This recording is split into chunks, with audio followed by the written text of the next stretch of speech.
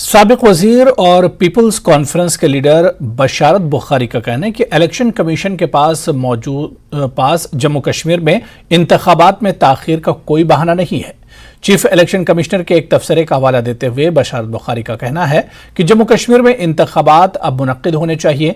Chief election commissioner, जिन्होंने जम्मू कश्मीर में इंतखाबात के बारे में एक सवाल का जवाब देते हुए मुबैना तौर पर कहा है कि कमीशन तैयार है, लेकिन दीगर अवामिल को जहन में रखना जरूरी है। इलेक्शन कमिश्नर ऑफ इंडिया जो है, उन्होंने पिछली बार जब कुछ रियासतों के इंतखाबात हुए थे तो वहाँ पे ये कहा था कि जम्मू और कश्मीर के एतबार से कि वहाँ पे मौसम ख़राब है या मौसम का हाल देखा जाएगा और बाकी सिचुएशन देखी जाएगी, उसके बाद इलेक्शन का फैसला किया जाएगा। उसके बाद मेरे ख्याल से 15-20 दिन पहले honourable home minister Amit Shah ji ने ये कहा कि जब भी हमें election commissioner of India election के एतबार से रिपोर्ट मांगेंगे तो हम रिपोर्ट देने के लिए तैयार हैं। पहले से बहुत बेहतर है। अगर ये सारी चीज़ें हैं तो अब इलेक्शन कमीशन ऑफ इंडिया को किस चीज की जरूरत है, किसके कहने की जरूरत है कि जम्मू और कश्मीर में फौरन से पेशतर इलेक्शन का ऐलान किया जाए, इंतखाबात का ऐलान किया जाए।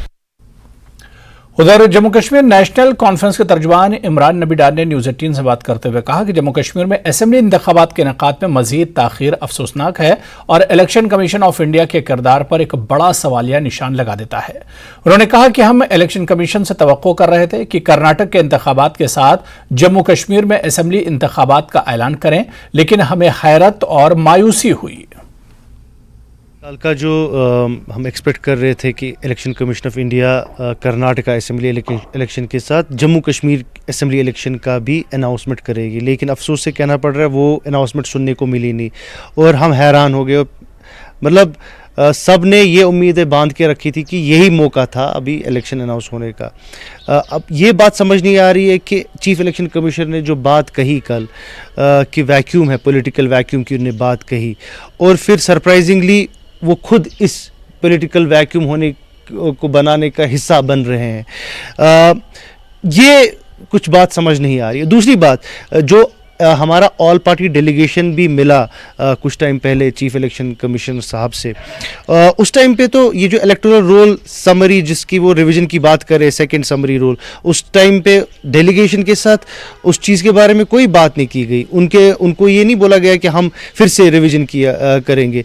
तो कहीं ना कहीं कुछ अंदेशा है, कुछ लग रहा है कि क्या ये कमीशन इंडिपेंडेंटली काम कर रहा है या जो बीजेपी सरकार है जो इस टाइम पे बहुत डरी हुई है लोगों को फेस करने से, जो चाहती नहीं है लोगों को फेस करना ऑन ग्राउंड, शायद वो जो है वो उनका फीडबैक लेके उन्होंने ये डिसीजन लिया। मैं ये नहीं बोल रहा हूँ, बट क्वेश्चंस उठ रहे हैं ट्रांसपेरेंसी पे और इंडिपेंडेंस पे, क्योंकि और कोई जवाजियत नहीं है। बाकी बार बार ये बोला जाता है कि यहाँ पे टूरिज्म नंबर्स बहुत हाई हो रहे हैं, हालात ठीक हो रही। जब सब कुछ ठीक है, जब सब तैयारी हो गई है, तो क्या वजह है कि इलेक्शन नहीं हो रहा है? बीजेपी की जानिब से आज टाउन हॉल तराल में एक मेगा बूथ एम्पावरमेंट प्रोग्राम मुनक्किद हुआ, जिसमें पार्टी के इंचार्ज बराए कश्मीर सुनील शर्मा, तर्जुमान अल्ताफ ठाकुर, वीर जी सर्राफ, जिला सदर लतीफ अहमद भट्ट, अवतार सिंह और दीगर कई लीडरान के अलावा वर्करों की एक बड़ी तादाद भी मौजूद थी। प्रोग्राम में तराल हल्का इंतखाब में बीजेपी को मजीद मजबूत बनाने पर जोर दिया गया। सुनील शर्मा ने वर्करों को पार्टी का एजेंडा घर घर पहुंचाने की तलकीन की। उन्होंने कहा कि मीडिया से बात करते हुए कहा कि आइंदा इंतखाबात में तराल से बीजेपी की जीत यकीनी है। उन्होंने राहुल गांधी को भी तनकीद का निशाना बनाया।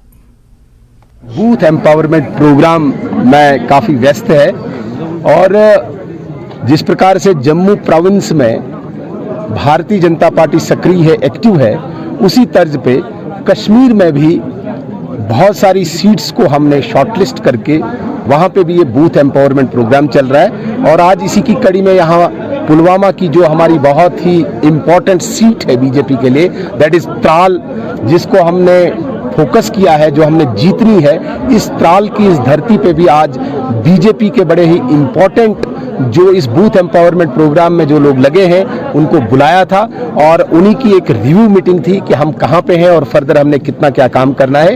यही आज का इस मीटिंग का मुद्दा था। एसएसपी किश्तवाड़ ने बताया कि पंजाब के खालसा लीडर अमृतपाल सिंह के बॉडीगार्ड वीरेंद्र सिंह पर भी किश्तवाड़ में 19 मार्च को मुकदमा दर्ज किया गया था। उन्होंने बताया कि जैसे ही इन्हें इल्म हुआ मुकदमा दर्ज कर लिया गया है।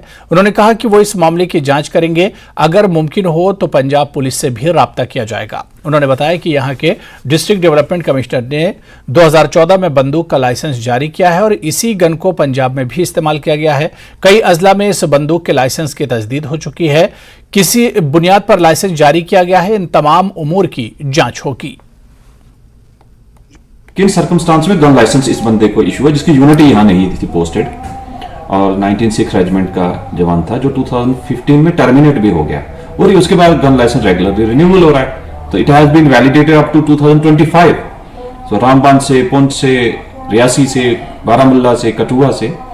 तो इसका एक इन्वेस्टिगेशन बहुत जरूरी था कि इन्वेस्टिगेशन इन डिटेल की जाए। अकॉर्डिंगली हमने FIR number 52/2023 police station Kishtwar में under section 3/25/30 of Indian arms act and IPC की धाराओं के हिसाब से रजिस्टर किया है।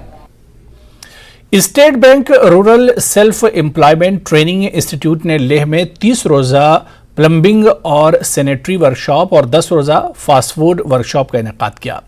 इख्तितामी तकरीब के दौरान बैंक के अफसरान मौजूद थे। इंस्टीट्यूट की जानिब से 18 से 45 साल की उम्र के अफराद को plumbing, beauty parlour, fast food, bakery और मशरूम की काश्त जैसे मुख्तलिफ तिजारतों में तरबियत फराहम की जाती है। इंस्टीट्यूट के डायरेक्टर ने कहा कि अगले साल से वो एल्यूमिनियम फैब्रिकेशन, मेडिसिनल प्लांट्स और मोटर बाइक की तरबियत जैसे दीगर तिजारतों में तरबियत शुरू करेंगे। शरका पर जोर दिया कि वो कारोबार कायम करने के लिए कर्ज की सहूलियात से इस्तेफादा करें। शरका में सर्टिफिकेट भी तकसीम किए गए।